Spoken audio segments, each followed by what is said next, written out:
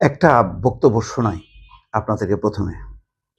গত পরশু বা তার আগের দিন একটা মিছিল করেছে, ম্যাক্সিমাম 15 থেকে 20 জন মিছিল করেছে। তাদের প্রত্যেকের মুখে মাস্ক পরা ছিল, সো এবং মাথায় ক্যাপ পরা। মাস্ক এবং ক্যাপ যখন পরা থাকে তখন কারো চেহারা আইডেন্টিফাই করা ইজ এক্সট্রিমলি ডিফিকাল্ট।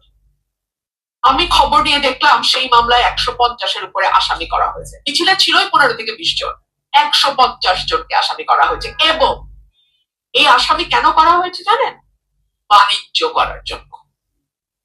বাণিজ্য করার জন্য ভয় দেখানো হয় ফোন দিয়ে, নাম কিন্তু দিয়ে দিব টাকা না দিলে, এত টাকা দিতে হবে।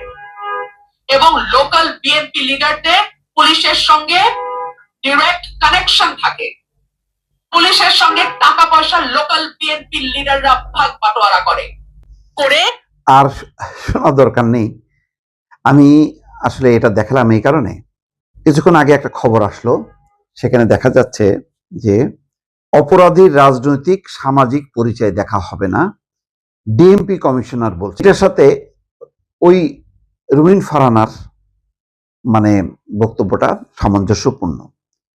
মানুষ কিন্তু ওই যে চাঁদাবাজি, ছিনতাই, মাদক, কিশোর গ্যাং, অনলাইন জুয়া এই সমস্ত সাথে জড়িত তা না।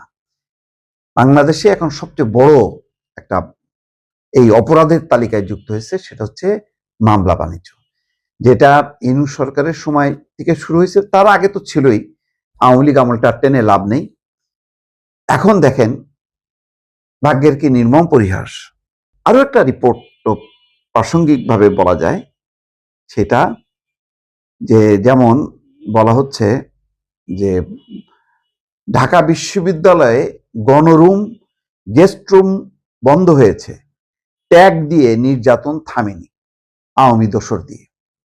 তার মানে অনেক নির্যাতনের আলামতগুলো যেগুলি আওয়ামী লীগ আমলে ছিল, যেগুলোর নিন্দায় আমরা সবসময় সরব থাকতাম, সমালোচনা করতাম, সেগুলো অন্য ফরম্যাটে আসছে। যেমন ধরেন আগে মানে জামাত বিএনপি, শিবির বিএনপি এই সমস্ত বলে ধরে পুলিশে দেওয়া হতো, এখন আওয়ামী দোসর বলে ট্যাগ দিয়ে পুলিশে দেওয়া হচ্ছে।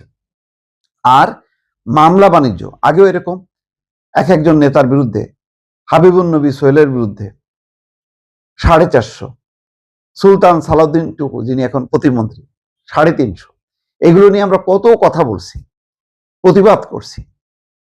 এখন দেখেন এগুলি তো হওয়ার কথা না, কারণ এগুলি সবচেয়ে নিন্দিত হয়েছে আওয়ামী লীগ সরকার। ইউনূস সরকারের সময় সেটা মাত্রা বাড়ছে এবং এটা এখনো চলমান, যেটা দুর্ভাগ্যজনকভাবে আজকে রুমিন ফারহানার মুখ দিয়ে শুনতে হচ্ছে। যে রুমিন ফারহানা বিএনপির পক্ষে সোচ্চার ছিল টকশো গুলোতে, এখন রুমিন ফারহানা কি বলছে শুনেনি তো, যে বিএনপির লিডাররা পুলিশের সাথে যোগসাজশে, যেখানে একটা মিছিলে থাকে 15 জন, সেখানে 150 জনের নাম ঢুকাই দেওয়া হয়। ওই 150 জনকে ঢুকানোর পর তারপর তাকে ভয় দেখানো হয়, তাকে বলা হয় যে তুমি যদি টাকা না দাও তোমার মানে মামলা থেকে তোমার নাম বের হবে না, এবং চাপের মধ্যে রেখেই তাকে মামলায় জড়ানো, যতক্ষণ সে জড়ায় আছে ততক্ষণ সে চাপে থাকে এবং সে টাকা পয়সা খরচ করতে থাকে।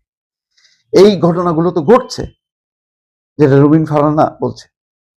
এখন এই সরকারের কিন্তু আসলে চ্যালেঞ্জ এটাই, যা আওয়ামী লীগ আমলে হয়েছে, যা ইউনূসের আমলে হয়েছে, তা এই আমলে হবে না, এইটা নিশ্চিত যদি করতে না পারে বিএনপির নেতারা, বিএনপির শীর্ষ নেতৃত্ব, তাহলে কিন্তু সর্বনাশ ঘটে যাবে। আর কয়দিন পরে যেমন ইউনূস সরকারের সময় মানুষ অতিষ্ঠ হয়ে বলা শুরু করলো হাসিনাই তো ভালো ছিল, এই তারেক রহমানের সরকারের সময় যদি মানুষের মধ্যে এইরকম মনোবৃত্তি বা কথা যদি আওয়াজ উঠতে থাকে, সেটা ভয়ঙ্কর একটা পরিণতি। তার মানে আপনি এত রক্ত খরচ করলেন, এত রক্ত ঝরলো, এত কষ্ট সহ্য হলো, যে একটা পরিবর্তন, সেই পরিবর্তনটা হলো না, মানুষ পুরো হতাশায় নিমজ্জিত হবে। এবং দল হিসাবে বিএনপির যে একটা নৈতিক অবস্থানটা দাঁড় করাবে যে আমরা মজলুমের পক্ষে, সেই কথা বলার কিন্তু স্কোপটা পাবে না, বরং ওই ধর্মীয় দলগুলো এই সুযোগগুলো নিতে থাকবে। এখন সরকারকে, প্রশাসনকে ঠিক করতে হবে যে তারা কি করবে?